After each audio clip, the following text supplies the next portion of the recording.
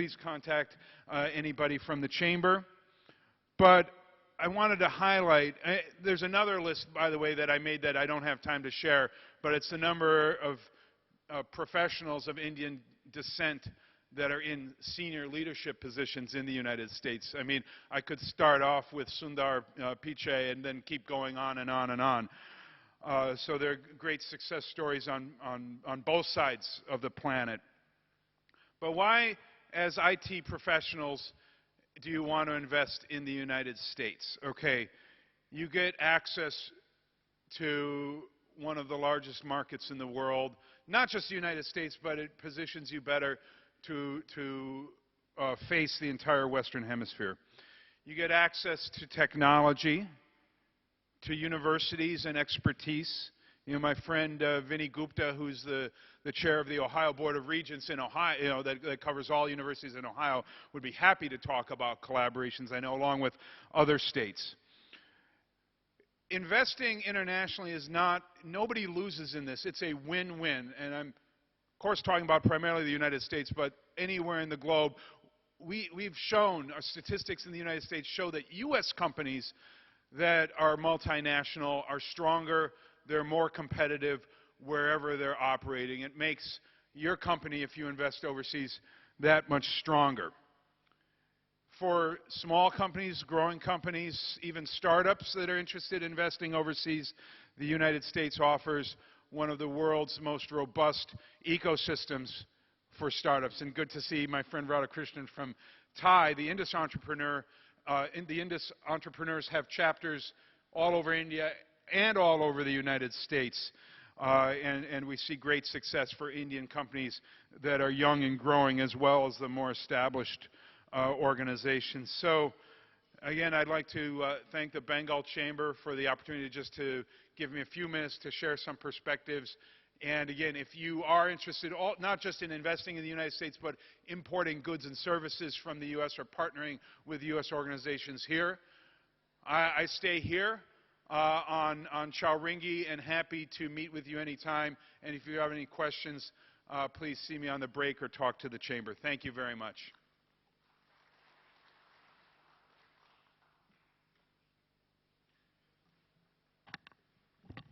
Thanks, Mr. Jonathan. That was quick.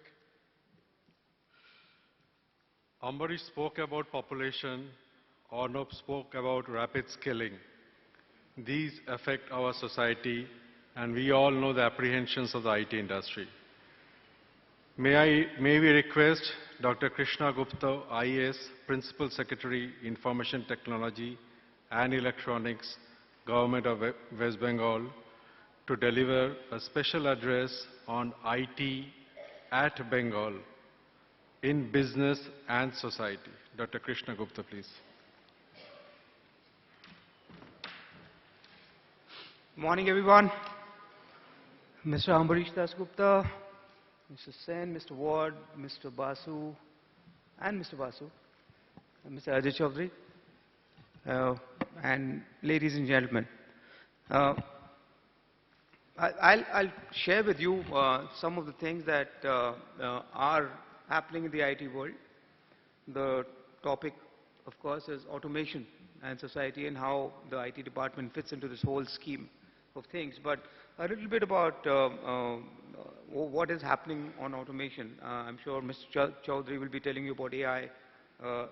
But in general, what we are witnessing and what we come face to face from the government side as well is something that is extremely interesting. Automation, of course, is an all-round phenomena, and not only in IT, but across all sectors, in manufacturing, in transport, in health, in education, everywhere. Some of the important areas that you will see IT manifest itself in are, the IoT, Internet of Things. It's already, growing in India. It's established in the Western world, but it's growing in India, particularly in the cities, which will piggyback on the urbanization phenomena that Ambarish talked about. 3D printing is going to be big.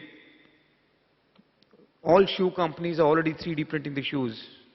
Aircraft manufacturers, Airbus and Boeing, are already 3D printing many of their parts. Cybersecurity, as we digitize more and more, both in the government as well as in the society at large and in the private sector, security is going to be huge. And at times, you will want to go back to the non-digitized world. You know, there's so many passwords, even today.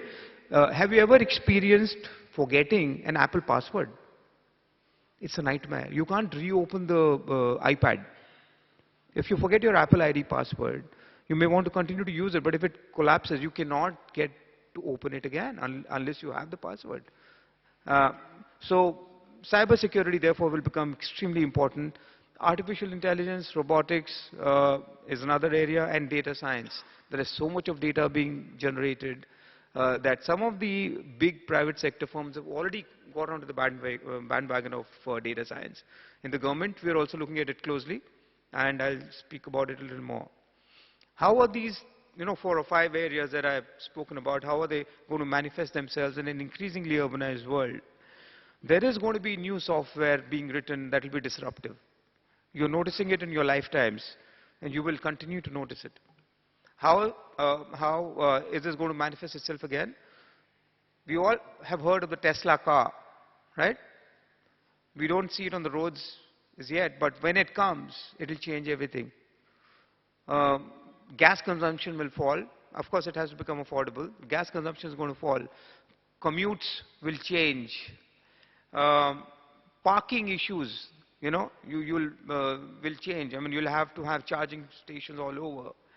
Insurance premiums, and not only Tesla, I'm talking about even autonomous, automatic cars, without driverless cars that Google is talking about. Insurance premiums will fall. So this is all automation, and it's going to manifest itself in your lives, in your daily lives. Cheaper electricity is going to come through the solar revolution. Of course, you need to be able to store electricity, and that's the next frontier in research of solar technology. And once that happens, solar power tariffs have already fallen substantially in India, because equipment has fallen, clubbed with the subsidy that the government gives, and we are not the only government. Governments all over the world give subsidies for renewable energy, including solar. So that's going to be the other manifestation of automation. Uber doesn't own cars. They don't hire drivers. It is just a platform. What we call the sharing economy. Airbnb doesn't own a hotel. So these are the manifestations that you'll see, even more dramatic. Has anyone heard of Tricorder X? Yes, anyone? Tricorder X is a Qualcomm invention that can diagnose 54 diseases. IBM Watson. I'm sure many of you might have heard of IBM Watson, right? It gives legal advice. It diagnoses diseases. So if you're studying, or your children are studying to become lawyers, or you have plans to send them to law school, forget about it. Don't do that. There'll be a lot of legal advice available all around in the next 10 years. Agricultural robo. For $100, you'll get an agricultural robo in the next 5 years. You'll get Petri dish manufactured meat.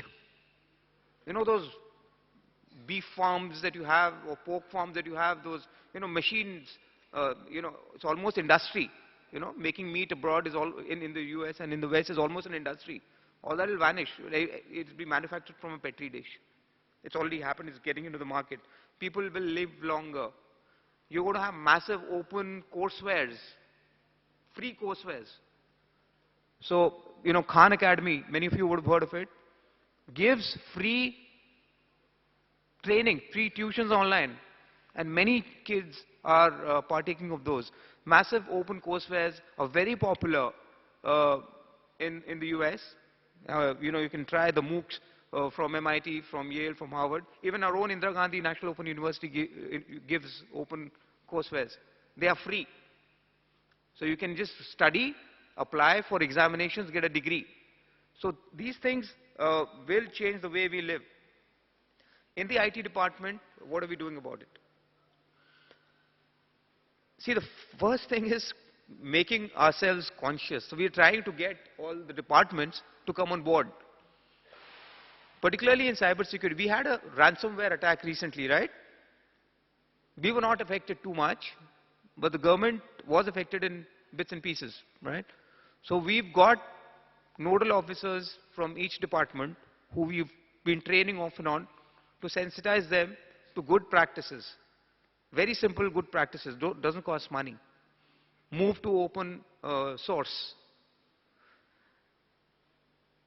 In terms of attracting investment that my friend Jonathan Waugh talked about, we have 12 IT parks across the state of West Bengal. Obviously, the more popular ones are the ones in Tier 1 and Tier 2 cities, in Rajarhat, Sector 5, Salt Lake, Durgapur, and Siliguri. But we are trying to push more private sector presence, even in districts such as Purulia, even in Bardwan, Cooch Behar, Jalpaiguri, Siliguri, Kalimpong, and so on. Obviously, the first challenge is connectivity, and broadband connectivity in these areas is extremely poor at the moment. So we're working with Government of India, BSNL particularly, and the private operators to see what can be done. But there is still an alternative. Even if you don't have broadband, iCloud computing offers at least a solution right now. Obviously, broadband can't be replaced at the moment, but iCloud computing is getting more and more popular. We have 2 electronic manufacturing clusters, one in Falta, one in Naihati, that are under construction, and 2 hardware parks in Kolyani and in Sonarpur. We have a triple IT, which will become one of the best institutes in the years to come, because we've handed over the mentorship to IIT Kharagpur. We were struggling a little bit, but with the help of IIT Kharagpur, I'm sure we'll be able to make it. We've identified 50 acres, so that's the other thing, investing in human capital. Before I end, I just want to share, there are a number of incentives available, both from the state and the central government. There may be a number of IT companies and firms here who may not be aware of these. Please partake of them, particularly the ones available for the BPO space, IT and ITES, that the Government of India gives, and we give a matching amount for employing people in such spaces in Tier 2 and Tier 3 cities, not in Kolkata. So if anybody has an operation in Tier 2 and Tier 3 cities, please contact my people. I'll be happy to sort of take this forward. I just want to introduce my team before we end. Mr. Kaushik Haldar is here. He is the MD Webel. He runs these incentive schemes. Mr. Sarup Rai is here. He has been in the IT department for a long time. Manas Das is here. Anybody I missed out? No. With that, I'll stop here. I'm available for questions and answers for a bit. And thank you very much.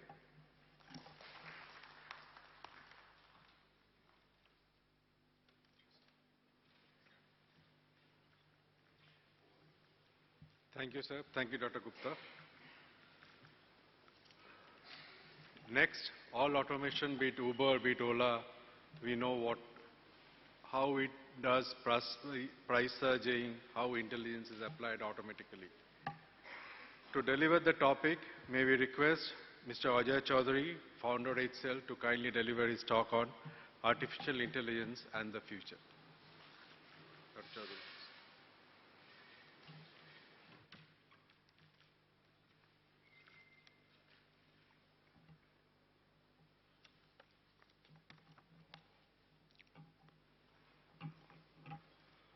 Good morning.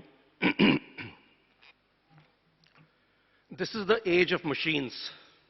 Step aside humans. We have heard this often over the years. Since the Industrial Revolution 3 centuries ago, machines have been replacing humans.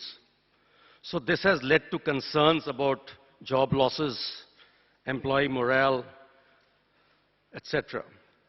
However, despite machines becoming smarter and more capable of doing human tasks, global unemployment is lower than ever before. This is because machines are designed not to just replace humans, but to assist them to do higher order tasks faster and better. So what's the impact of automation in IT? Basically, it can help humans achieve greater productivity and do higher order tasks. This brings overall improvement in IT performance and hence improves customer experience. What is automation today? It is robotic process automation with AI, machine learning, cognitive computing, and predictive analytics. As an important part of automation, the time for AI to be mainstream in IT has come. However, before we go forward, let me give you a very brief history. The beginning of AI is deeply connected with the development of the computer. In 1941, the development of the electronic computer enabled the creation of machine intelligence. Through its short modern history, advancement in the fields of AI have been slower than first estimated, but progress continues to be made. In 1950, Alan Turing published a landmark paper in which he speculated about the possibility of creating machines with intelligence. He noted that intelligence is difficult to define and devised his famous, what is now called the Turing test. In 1956, John McCarthy, regarded as the father of AI, organized a conference to draw the talent and expertise of others interested in machine intelligence. From that point on, the field, because of McCarthy, is known as artificial intelligence. In 1958, McCarthy announced the new development, the Lisp language, which is still used by many today. In the 1980s, another new area was developed, machine vision. The work by Minsky and Mayer were now the foundation for cameras and computers in assembly lines. But this late 60s were not good for the growth of AI. Many companies engaged in this lost money. But AI slowly recovered and technologies like fuzzy logic came around, where it had the unique ability to make decisions in uncertain conditions. The military put AI-based hardware to the test of war during Desert Storm. AI-based technologies were used in missile systems, heads-up displays, and other advancements. For many years, we have been using applications of AI in voice and character recognition. With a greater demand for AI-related technology, new advancements are becoming available. Some of the new advancements we are seeing are, for example, Japan now wanting to send the humanoid robots to the moon. The US is spending $100 billion to develop robots to replace human soldiers in the front line. And of course, smart cars. For example, by applying modern AI techniques to complex infrastructures, you can now automatically analyze millions of events, understand complex relationships, and detect anomalies, all in a matter of seconds. AI have evolved from a science fiction concept to reality. And it's time for IT operations to evolve accordingly and smartly leverage AI to loosen their constraints and make sense of chaos occurring in highly complex and dynamic IT environments. Various IT companies have developed their own AI tools like HCL's Dryce and Wipro's Holmes. Now,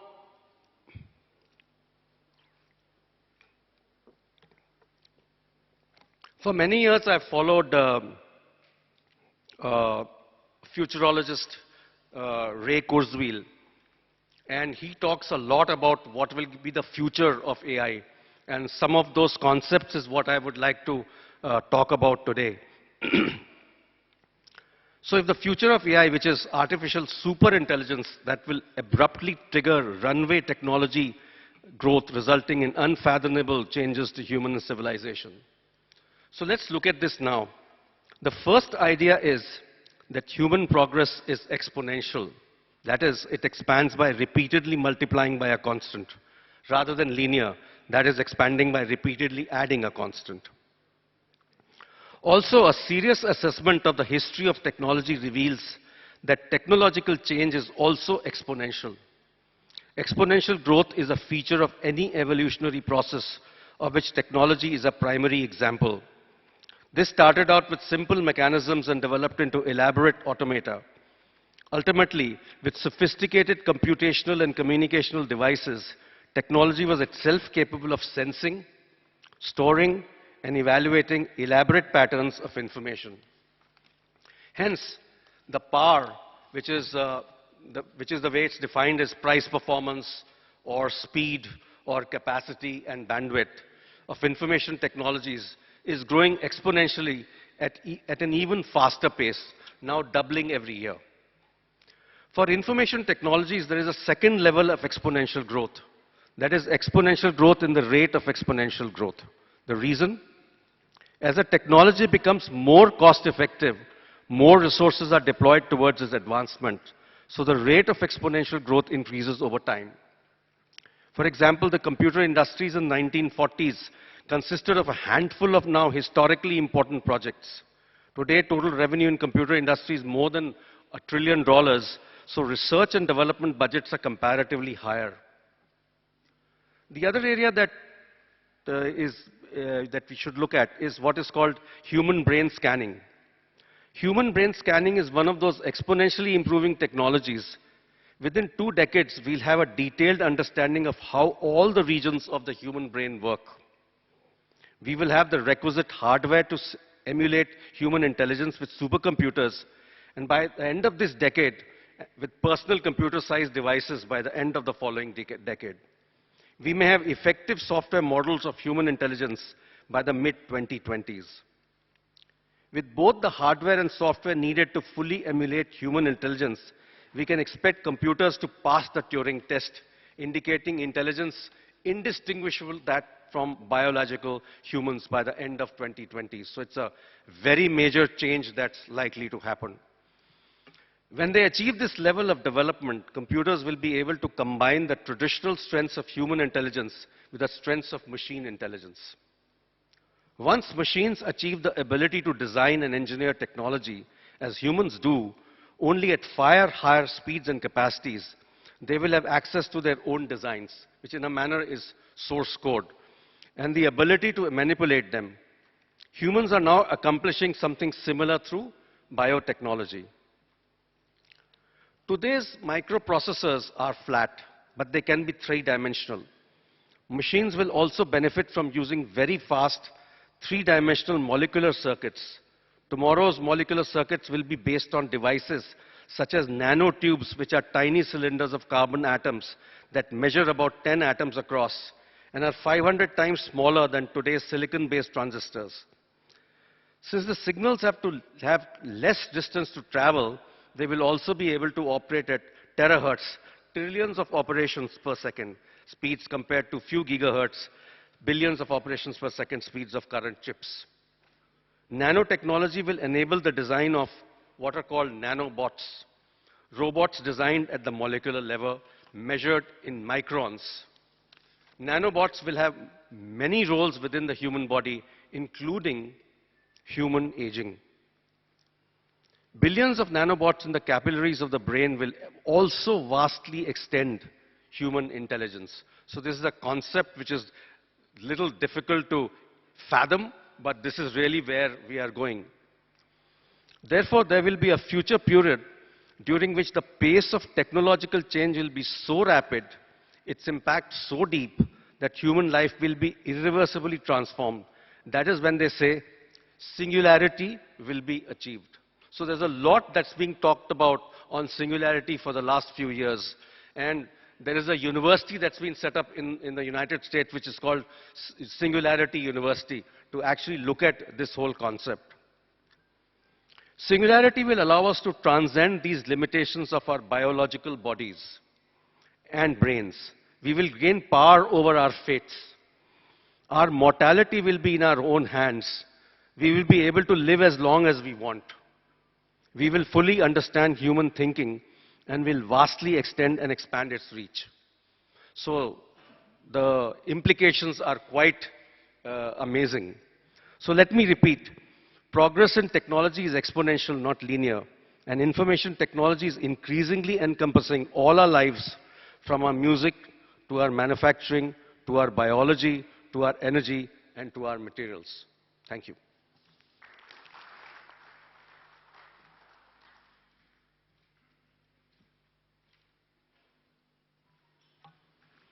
Thank you, sir. Thank you for such an insightful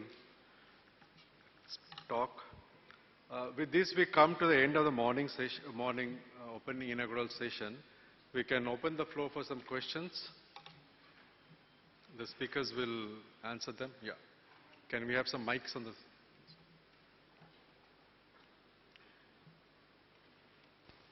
Kindly identify yourself and ask the question.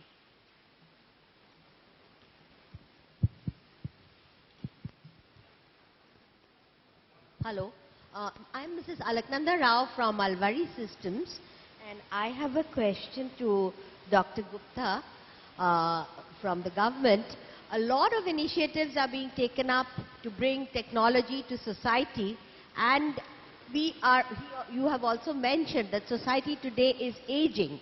So what are we doing to make the kind of implementations of technology user-friendly, especially for senior citizens?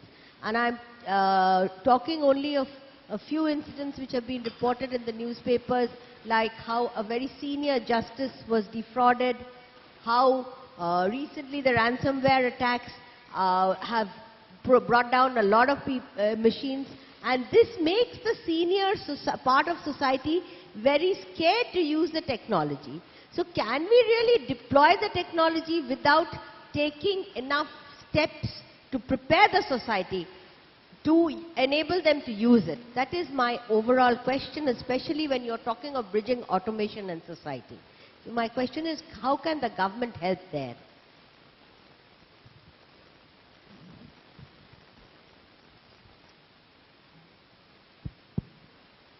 Thank you for that. I guess the way to address this would be to create more awareness. In respect of senior citizens, I think technology impacts everybody equally. I mean, it makes life simpler for everyone, including for senior citizens. I mentioned some of the things that are happening. They would help perhaps senior citizens more than average citizens, because healthcare, for example, is more of a challenge for senior citizens, right? Access is more of a challenge for senior citizens. What we can do and what we intend to do in terms of, you talked about ransomware, is we will be working with a number of organizations to sensitize